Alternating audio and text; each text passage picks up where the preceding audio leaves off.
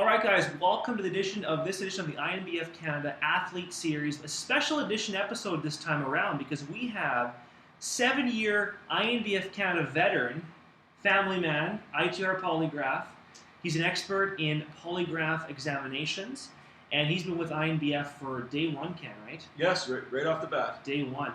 And what's unique about Ken and his philosophies, guys, is that Ken embodies the element of a true natural bodybuilding and fitness federation actually would be, because it all comes down to how we do integrity in the federation, how we make sure all the athletes are really embodying true drug-free status when they go on that stage. And Ken's process, along with Leslie as well, really help embody that with INBF. So Ken, really welcome you to the show today, the INBF show today, and talking about polygraph examinations. You're a first-class guy in the federation from day one to 7 years later with INBF. You've seen hundreds of athletes go through polygraph testing, all the years of service that you've been through. So tell us a bit more about yourself, Ken, how INBF kind of started for you. Well, thanks for the great introduction, Matt. Leslie and I have been running ITR Polygraph service since 2003, and we've been with the INBF since 2008.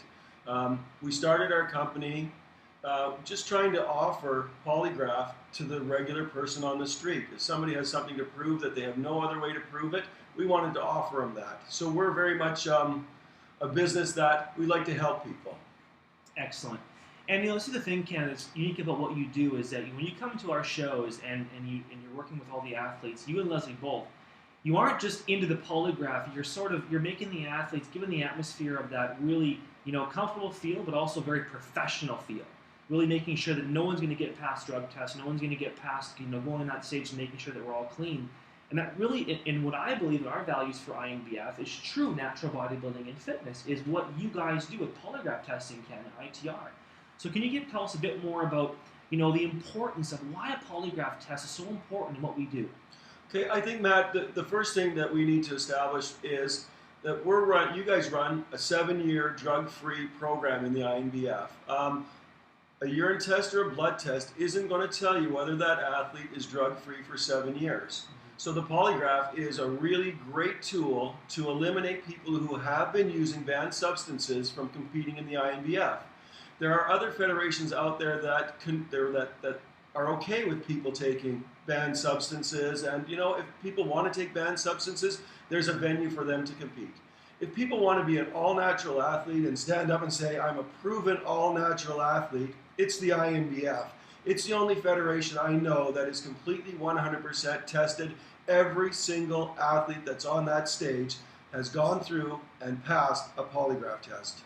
From the person who got first place to last place, that doesn't matter for INBF, and that's the beauty of what you've done, Ken and Leslie have done with ITR and INBF. And just so you guys understand what Ken said there was really important is that in a lot of what is in natural bodybuilding and fitness is that we don't see, we see marketed natural shows, but we don't see truly natural by drug testing standards. So Ken, when you're doing your polygraphing, as you mentioned, you're doing every athlete. Absolutely every athlete. Nobody gets on that stage unless they've come through ITR Polygraph service testing, meeting with Leslie, who will tell them the process of what's going to happen with them. She welcomes them to the INBF, sort of takes a little bit of fear out of them, does a little paperwork with them before they even come to see me. So before they even get in the polygraph chair, they have probably emailed with Leslie several times. They've had a chance to speak with her for 10 or 15 minutes and talk about some of their concerns about the polygraph, and then away we go. We're just going to bring them into the polygraph suite. We're only going to ask them questions pertaining to the banned substance list. Their personal life and what they do outside of this is none of our concern unless it has something to do with the banned substances. So I know a lot of athletes are sometimes apprehensive, thinking that we're going to ask questions about their personal life or anything. We're not. We're only going to stick to the topic at hand, that banned substance list. Ken, how long is your polygraph test? The polygraph test that I run for the INBF will generally take an athlete. We usually book at 20 minutes to a half an hour appointment per athlete. So what happens is I ask them a series of 10 questions with 3 relevant questions in it, but I run that set of charts 2 separate times. I want consistent data through my testing, and I want to give that athlete a chance to go through the process twice. And it kind of alleviates some of their nervousness, which most people are. It's very natural to be nervous when you come for a polygraph test. It's kind of the fear of the unknown. Awesome. So Ken, when you're going through these drug tests and with these athletes, How, because you always hear this from people, because I really want to hear it from the master who's been in this industry for how many years now? 18 years, 15 years now, Ken? I think we started ITR Polygraph in 2003. Yep. So we're 13 years in. Excellent. So with that being said, when someone says to you a polygraph isn't always 100% accurate, I happen to disagree with that, because I still had athletes who, have something to hide. They come in there, and as you mentioned, they might say certain things, do certain things that can be inconducive to that. So how do you kind of, mention those things to athletes when they kind of come that way? Well, do you know what? The polygraph is scientifically proven to detect deception. I'm only monitoring my examinee's physiological response to the stimulus. And of course, in our case, that stimulus is that carefully worded question. Have you taken anabolic steroids in the last 7 years? And it's a simple question. It's yes or no. Excellent. And that's the beauty of having the 7 years. So is there a reason, Ken, I know the INBF, WNBF has a 7-year policy, but from your standard and your expertise, why do you feel 7 years is so important? Well, I mean, Matt, the INBF are going to set the criteria for me, but I think athletes who have been taking anabolic steroids, testosterone, clenbuterol, growth hormone, will have an advantage if we let them in prior to that 7-year period. And I think in order of fairness for our completely 100% natural athlete who's never taken any growth hormone or anything, I don't think that would be fair to them on the stage. Personally, I think bodybuilding is a lot like jogging. I think anybody can do it, and everybody should be doing both of those things. Not everybody's going to run the Boston Marathon. Not everybody who does resistance training is going to get up on a stage in a bodybuilding contest.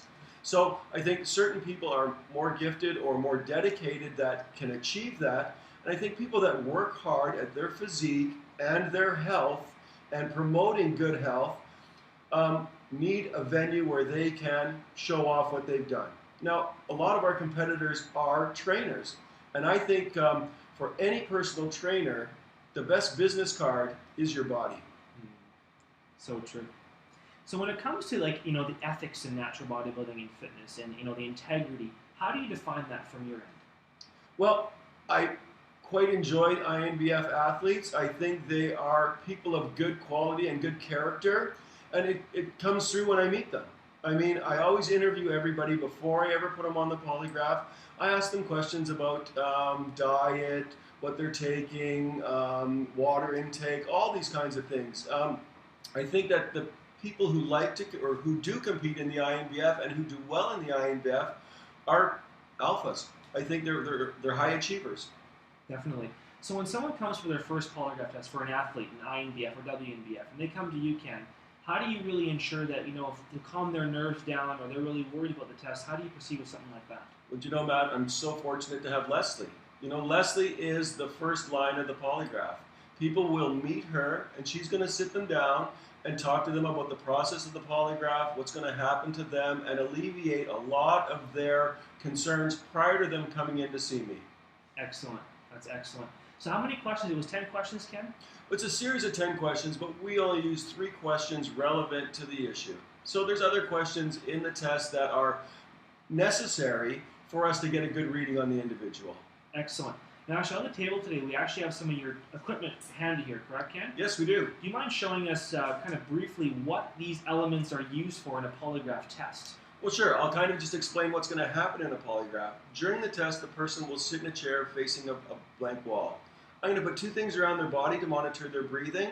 I'll put 2 things on their fingers that monitors galvanic skin response or perspiration from the palm of the hand. And of course, I'm going to put on a blood pressure cuff. Now, the blood pressure cuff, I'm monitoring 2 things, a pulse rate and your blood volume. So, blood pressure cuff, very similar to what you see in the doctor's office, is like this, of course, with the pressure thing. Yep. This is what I put on a person's finger, so it's just 2 things that strap on to your index finger and your ring finger, no current, nobody's ever been shocked, we haven't lost anybody. And of course the things that go around a person's body, which are called pneumotubes. Okay. So for lack of a better description, the pneumotube goes around your body, it's kind of like an accordion type thing. All it does is expand and contract with your breathing. Lets me monitor your breathing, if there's changes in breathing. When people are lying to me, all kinds of things happen in their body. Your physiology changes. All kinds of things like digestion stops, salivation stops, blood will rush from your extremities to your brain and your larger muscles. These are things we just can't control. The palms of our hands and the bottom of our feet will perspire, and it happens this quickly. Wow, interesting. So all this equipment here are things you use in your tests all the time, physically, Ken, right? Every test, every time. Interesting.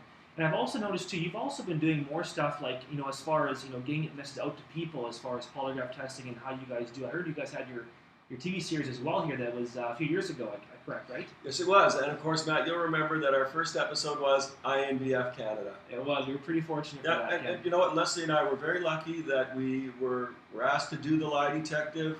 We originally for Court TV Canada. Great advertising for us, but also if people watch that series, you're going to get a better understanding of what happens in a polygraph exam. Too many people come in with the Hollywood version thinking, I'm going to ask one question one time, make an opinion on them. I want more consistent data. That's why we run the 2 charts. Can they actually find those episodes somewhere online? I think they will soon be online. I had a thing with CTV that they had the rights to the shows for so many years. That has now expired. So I'm revamping my website, and I think we're going to put a link and try to put them up on YouTube. Excellent. And possibly you might have to be doing that once again in the future. You never know, right, Ken? Yeah, we've had some talks with our producer, and we may be pitching to Slice TV. So we have our fingers crossed. I think that would be a wonderful opportunity for ITR. That's awesome, Ken. Is there anything else you want to add to the interview today as far as the drug testing procedures at INBF and how important you feel it is for a polygraph to be in a federation like INBF and WNBF? Well, I think there's no other way for a person to prove they are a 100% natural athlete for the last 7 years of their life, that they have trained hard, they have dieted hard, they have stuck to the program to achieve what they have achieved. And some of the athletes in the INBF are phenomenal. I have met some phenomenal athletes who are beautiful on the inside and out. Okay, their physique is fabulous, their personality is great, positive to be around, very much like you, Matt. Thank you very much. Appreciate that. And I appreciate saying that, Ken. As far as where the polygraph has really helped our federation be where it is today, and I want to share a few words on that because I really feel from day one, 7 years ago, to where we are now, what separates INBF and WNBF from being different from everybody else out there is our polygraph test. And being, truly 100% drug-free. And when athletes come to our show, some are nervous about the polygraph. But after they finish, they're like, wow, that was the best experience I had because I knew I truly competed in a truly drug-free platform. And I was treated fairly. Ken and Leslie were amazing with me. The athletes, were awesome backstage. Judging panel was fair. So really feel that what you guys do, Ken, is so critical to where INBF started and where we're growing to in the future. So, a big thank you to what you've done for us, Ken. Well, I just want everybody to know that if you're going to come to a polygraph test for the INBF Canada, we're going to stick to the script. We're only going to ask you about the banned substance list. We're going to ask you a 6-month ban on the product ephedrine, 6-month ban on clinical diuretics, and people, it's clear in the literature on the INBF website of what is expected of our athletes, and if they have completed that criteria, or they should know that it's going to be okay for them to compete. I know some people are apprehensive because they think the polygraph is invasive and going to look into their personal life, which we're not. We only want them to know what you're doing with your diet, with your training, and then you're able to compete. So people who are nervous or afraid of the polygraph, if you have any questions or concerns, phone me or Leslie. We'll certainly talk to you about anything on the banned substance list, any concerns you have prior to coming, and we can certainly go through that process with anybody. Excellent, Ken. Where can they find you online? Well, we are 2 places online. Our corporate website, itrpolygraph.com. So ITR POLYGRAPH, of course, .com. Also, our other website is our website for the television show, which is theliedetective.ca.